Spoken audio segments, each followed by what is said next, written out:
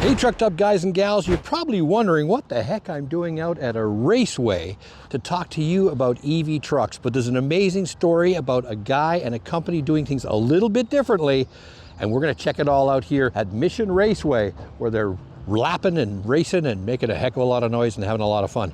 So there's some amazing test bed stuff going on here, prototypes of new vehicles going on here, a lot of racing going on here, but we're gonna get down to the meat and potatoes shortly, so stick around. Let's get totally trucked up.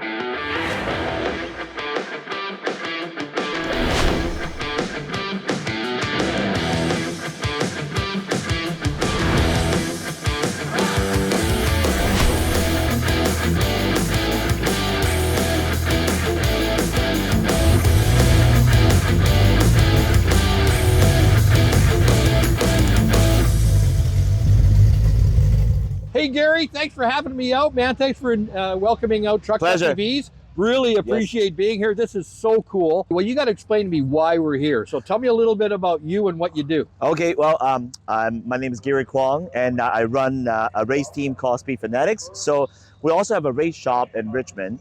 Obviously the racetrack is in Mission, so it's about an hour and 15, hour and a half away from our shop. So we do all the prep work, race car builds, transportation, trackside support, coaching, race school, you name it. You do race school, everything. Yep. And it's gonna get a little loud today. Yes. What's really nuts about all of this, we got Lambos, we got Porsches, we got like amazing race stuff, and you do everything on the racing end. You're doing logistics, you're doing coaching, you're racing yourself, builds, prep. Yep. You're involved in prototypes, new concepts for racing, like everything. So what the freaking heck does this have to do with EVs? We had 3 trucks working to just transport all the cars to and from track. And then it was starting to cost us a lot on fuel because we have a fleet of 15 cars that we need constant transportation.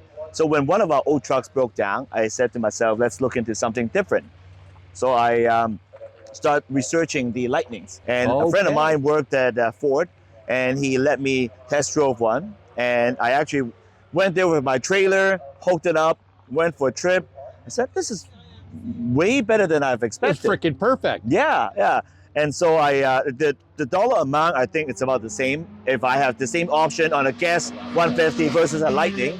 So I decided, let's do this. So let's run that by me one more time. You found that when you priced out a gas or a diesel or something else with all the same trim. That's about 100 grand, yeah. So you weren't spending any more for having an EV truck. A good truck, yeah. So I have the Lightning Platinum package, which has the extreme towing capacity and the extended range. I towed the enclosed trailer, a 20-foot trailer with the Lambo in there. That's a heavy setup with all the toolboxes. You're hauling the whole race kit. Yes.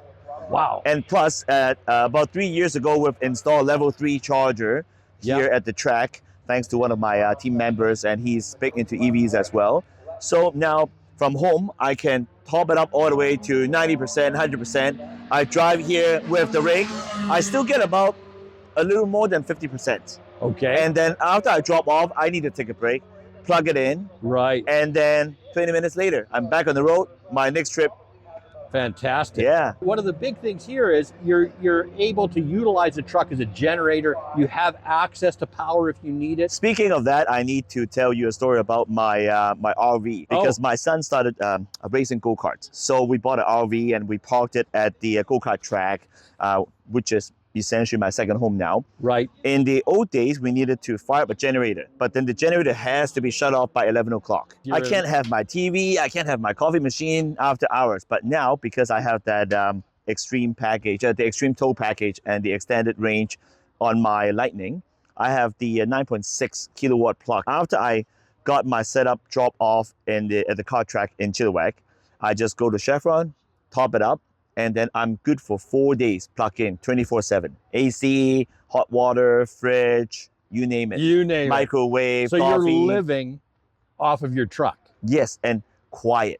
Yeah. No generator, no expensive gas bill. Because if you are to run it off generator, I did the math before, it's usually about $10 per 12 hours on generator. Yeah. But now on one full charge, $40 at Chevron, I am good for 4 days. 4 days. Yeah. I did another video recently on a world famous, renowned metal artist. And he uses this, he goes to job sites that are off grid for 3-4 days at a time and arc welds his metal art. Yeah. He's running arc welders, grinders, yeah, everything to do his metal art. All from the 9.6. Off the truck for 3 or 4 days. He camps in it, he cooks in it. It's his office on site. Best thing ever. And then he leaves and he's only used up 60, 70 kilometers of range. Enough range to still go home. Exactly, same thing for you. Right? Yeah, yeah. That is absolutely amazing. So this has really kind of changed the playing field. Just forget all the environmental side, forget all of that. This has changed from that too. Well, there's that too, but it's made a huge change from a dollars and cents perspective. Exactly. And for example, we park all the RVs side by side at the car track. Sometimes at night I open my door and I'm just laughing. Like the other guys are all generators on, so noisy. I shut my door and like we're nice and quiet inside. Yeah. Not only are we got a Porsche, we got a Lamborghini. I filmed earlier. We've got some amazing electric cars in your fleet. You race electrics. Yes. A client of mine, it's big in EV, like I said, Gary Kwang. And so... Now, Gary Kwang, he's an important human being. This guy actually created Solo. Yes. The trike vehicle that's now been revived. I heard something about these things going to be made in Europe or something. Yes, Spain. So he's one of the leaders out there for EV development here in Canada. Yes. Because originally the whole thing was Canadian, I believe, Vancouver, is that correct? That is correct. Well, not only that, about 4 years ago, we built him his first Tesla Model 3 race car. We put a wide body, full aero, wide wheels and tires, and that was the first Tesla race car in Canada. So he raced it for a couple of years, and then we decided it's time for a change. So we bought another Tesla Model 3 Performance. We chopped that thing down all the way to the skateboard. And then we put a roll cage on it and smack a fiberglass NASCAR body on it. So it's lightweight. And then... so you got to tell me, this thing probably absolutely like freaks you out, the amount of speed this thing creates. It is doing Porsche GT3 lap times around the racetrack. Fantastic. Yeah, and we're constantly improving these cars. You know, of course, just like gas engines, there's always improvements. Yeah. There's always strength and weakness in every aspect. So we got to dial that in and fine-tune things, and when we're one of the pioneers in EV racing in Canada here as well. That's amazing. Yeah. That's amazing. I'm so glad that I ran into you. Yes, it's likewise. Kind of a neat did story. you tell the story? No. Okay. That's kind of cool. So Princeton, we were both just charging up. Topping up at Chevron. I was doing one of my trucked up tours, and there you were in Princeton. Oh, I just finished another trip to Area 27 racetrack in Oliver, and I was hauling a car back. That's right. You saw my open trailer in that one. I couldn't believe it. Here's this F-150 Lightning with Speed Fanatics down the side of it, with race car trailer on the back, coming in from Oliver, which is way the heckin' gone. Yeah. And I'm thinking, okay, you must have been stuck 1,000 times with this thing, and you laughed at me. You said, I've never had an issue. No. Yeah, when we do the longer haul trips, I use the open trailer. Right. So it's lighter on the consumption. Right. And then usually it's a full charge from the starting point. Yeah. And then a top up all the way to 90% plus. Yep. Midway through, and then we can go to the destination, no problem. Yeah. I think we always hear the negatives on this, and sure enough, there's truth to this. It eats into the range. Yes, it does. It eats it down pretty good. If it's a gas truck, it does the same thing. It uses more gas. I use a little more regen when I'm towing. Right. And then also I try to keep the speed to about between 90 to 95 on the highway. And we're talking kilometers here, kilometers, folks. yes. So find that is the best speed for towing. Yep. To maximize my range. Yep. And I 100% agree with that, because here in BC, there's not a lot of places that you can go in British Columbia where you're going to do 110 or 120, 75 miles an hour like you do in the States, because it's all mountainous. We've got the Selkirks, the Purcells, the Monashees, the Rockies, the Coastal. So you're always weaving and driving all over the place. So in that way, regen's your best friend. Yes. And you're keeping your speed down. You can go, I find, and what I'm hearing from so many people like yourself, is that we're getting on comparable range to the losses that we see with gas when towing a trailer. Exactly. And now speaking of the infrastructure, you know, maybe if we talk about 3 years back, yes, the infrastructure in Western Canada is not the best. Yes, correct. But now you go everywhere, especially with the Ford, they open up Tesla network. Yep. So you can find chargers, level 3 chargers anywhere. I'd like to just pop down to this and you can tell me a little bit about it.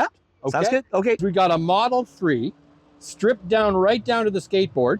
And then we've got cage padded, and fiberglass body, basic safety equipment for racing purpose, right? And performance upgrades for suspension, handling, braking, and also with updated cooling onto the car as well. Wow! So you've knocked 1,000 pounds off of this thing. And what is this capable of doing? Is this more? This is more of a rally. This is racing the track. This is not something that's in straight line. It is not. It is not road legal. It is really fast around the racetrack. At our home track here, for example, a Porsche GT3 street car would be doing a minute and 10 a lap, and this is exactly the same. So how was your race day? Good. Good. Well, awesome. It was.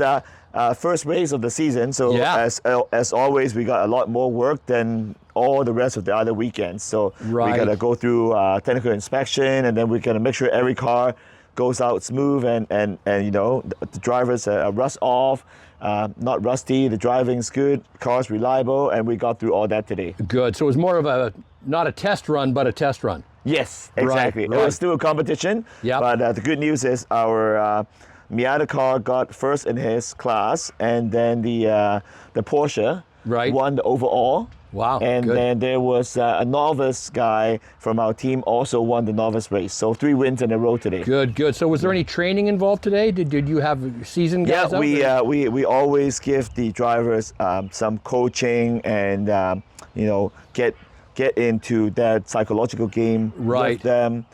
Do all the briefings and remind them, you know, this is the race session now, so our mindset going out should be different. And also, you know, remind them of all the fine details and get the brief from them right after the session. So we can fine tune the car setup for the next one. Well, it would have been so awesome if I could have stuck around and actually done that, but all these multiple shoots in a tiny little window. So, getting me certified to go on the track was another matter altogether. But yeah, no, it was absolutely wonderful being out today and checking it out. And I was so impressed coming out here, seeing your truck, as you'd said earlier, charging your house while you're here. And then I got a chance to see the kids over doing the go-karts as well, which you're involved in as well. Does Speed Fanatics get involved with that as well? Or so we have do all of that and training? Arrive and drive programs, and then we're also starting some kit car programs as well. So grow them up from grow them up racing.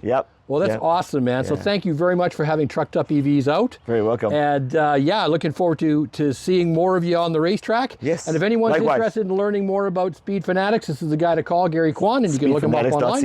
Yes. Okay. Well, it's been a pleasure. Hey, and if you like this video and you want to check out a company that's gone entirely electric, you'll definitely want to check out this video right here. Once again, thanks for watching.